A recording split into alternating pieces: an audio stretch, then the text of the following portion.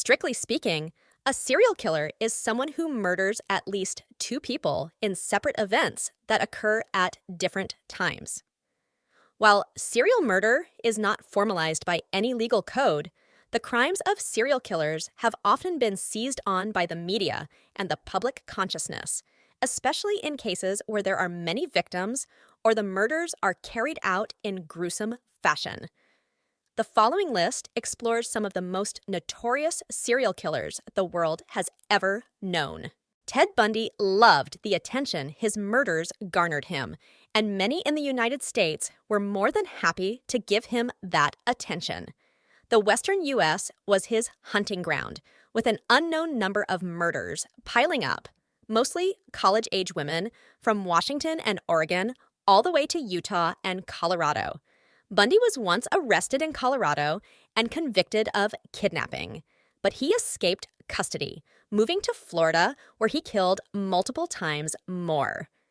Bundy's final arrest and its aftermath captured the attention of the nation, as the accused murderer acted as his own lawyer during what is believed to have been the first televised murder trial, welcomed interviews, and boasted of the fans he had created. He was eventually executed in an electric chair in 1989. One of the world's most prolific serial killers might still be out there. Pedro Lopez is linked to more than 300 murders in his native Colombia and in Ecuador and Peru. At least one-third of those murders were tribal women. After Lopez's arrest in 1980, police found the graves of more than 50 of his preteen victims. He was later convicted of murdering 110 girls in Ecuador and confessed to 240 more murders in Colombia and Peru.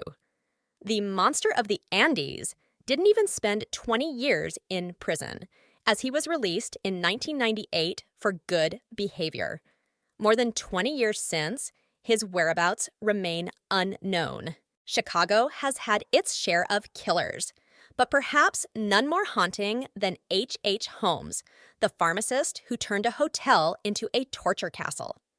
Ahead of the 1893 World's Fair, Holmes moved to Chicago and started outfitting a 3-story hotel with all manner of nefarious contraptions, including gas lines, secret passages and trapdoors, hallways to dead ends, chutes to the basement, soundproofed padding, and torture devices strewn throughout a maze. The gas allowed Holmes to knock out his guests before the worst of what was to happen came next, often on his surgical tables. He then burned the bodies in the building's furnace, selling skeletons to medical schools and running life insurance scams. In all, he copped to more than 30 murders, found only after a fellow scammer turned him in for falling short on a financial agreement, before he was hanged in 1896.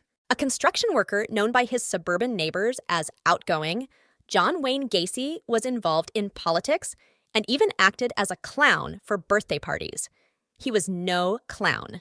Gacy came under suspicion in 1978 when a 15-year-old boy, last seen with him, went missing.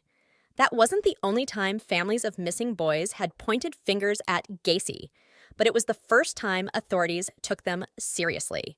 Soon after, a search warrant granted police access to the Gacy home, with the smell of nearly 30 bodies buried in a 4-foot crawl space under his home.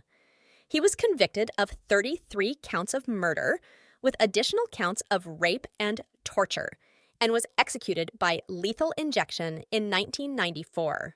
Harold Shipman, also known as Dr. Death, is believed to have killed an estimated 250 patients.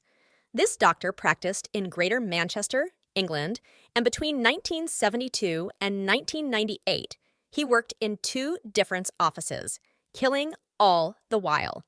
He wasn't caught until a red flag was raised by several people, including an undertaker who was surprised by the sheer number of cremation certificates Shipman was a part of, along with the fact that most of the cases were elderly women found to have died in bed not at night, but rather during the day. Police mishandled the investigation, and Shipman kept killing until he got greedy and tried to concoct a will for a victim that named him beneficiary, which led the victim's daughter to become suspicious. He was finally convicted in 2000 and committed suicide while in prison in 2004. Jeffrey Dahmer started killing in 1978, just 18 years old, and wasn't arrested for murder until 1991, after a would-be victim escaped and led police back to Dahmer's Milwaukee, Wisconsin home. It was there that some of the gruesome details of his life of killing were seen via photos of mutilated bodies and body parts strewn across the apartment. He even had a vat of acid he used to dispose of victims. In all, Dahmer killed 17 people, mostly young men of color. He served time in prison twice, the first time for molestation and the second time for murder, and was killed by a fellow inmate in 1994. We call him Jack the Ripper, but we don't really know who the person behind one of the older and most notorious murder sprees was. The killer appeared in London's Whitechapel district in 1888 and murdered 5 women, all prostitutes, and mutilated their corpses. Police surmised the killer was a surgeon, butcher, or someone skilled with a scalpel. The killer mocked the community and the police by sending letters outlining the acts. Although many suspects have been named over the years, the killer has never been identified.